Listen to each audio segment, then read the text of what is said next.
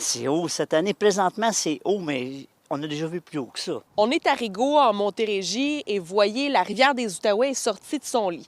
On le sait, ici, année après année, le secteur est extrêmement propice aux inondations. Vous êtes habitué de voir ça? Oui, je suis habitué à toutes les années. Je peux pas dire que j'aime ça, mais je suis habitué. Mais on vit. Mes chaloupes sont prêtes, mais tout est surlevé. Qu'est-ce qui peut être inondé? Là? Seulement, là, il y a 2 pieds plus haut présentement, là, trop haut. Tu sais, ça embarque sur l'asphalte, là. Oui, c'est ça. À matin, c'est à peine si elle commence à couvrir le chemin, à peine. Depuis les dernières 24 heures, le niveau d'eau de la rivière des Outaouais a monté de plus de 20 cm. Et l'eau va continuer à monter comme ça dans les prochains jours. On se retrouve actuellement en situation d'inondation mineure. Ça veut dire que les propriétés qui sont en terrain en zone plus vulnérable se retrouvent touchées. Et il y a certaines routes aussi qui peuvent être partiellement submergées. Je veux quand même rassurer les citoyens, là, on n'est pas dans un scénario similaire à 2017-2019.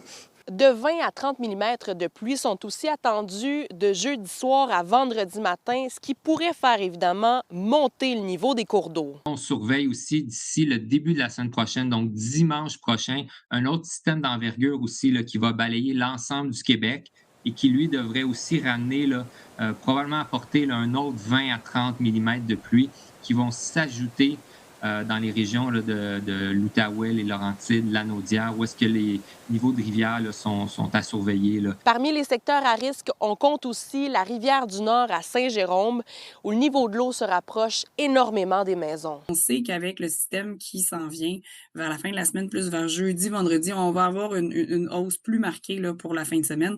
Donc, c'est les municipalités, bien sûr, qui surveillent, qui vont mettre en place s'ils voient qu'il y a des secteurs qui pourraient être isolés, par exemple, parce qu'il y a des routes qui sont pas praticables, qui sont inondées, ou s'il y a vraiment des citoyens là, que leur résidence serait inondée, bien là, ils vont pouvoir mettre en place, émettre des avis d'évacuation, puis mettre en place les mesures. La Ville de Montréal, elle, déploie son plan d'intervention de façon préventive, et ce, même s'il n'y a aucune inondation qui a été constatée pour l'instant. La mairesse Soraya Martinez-Ferrada souligne que la Ville surveille les niveaux d'eau et demande aux résidents des zones à risque de demeurer informés sur les pages web de leur arrondissement. En plus des précipitations, Environnement Canada prévoit une augmentation des températures où l'on pourra atteindre 20 degrés dans certaines régions samedi.